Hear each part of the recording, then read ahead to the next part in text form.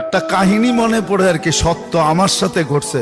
তো আমি সৌদি আরবে বসা ছিলাম, তো বাঙালিরা তো যেখানেই দেখে ওইখানেই মিডিয়ার যুগ।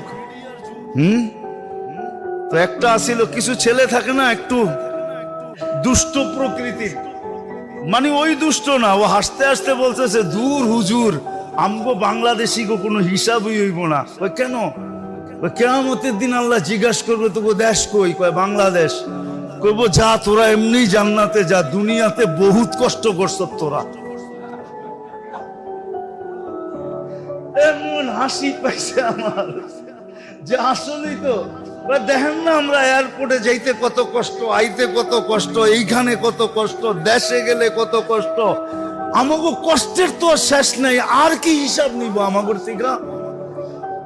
তোর কথাটা আমার ভালোই লাগছে, হাসতে হাসতে একটু মজাকি টাইপের ছেলে। আমি বললাম যে না, তুই সুন্দর বলছ, আমার ওয়াজ হয়ে যাবো এটা দিয়া।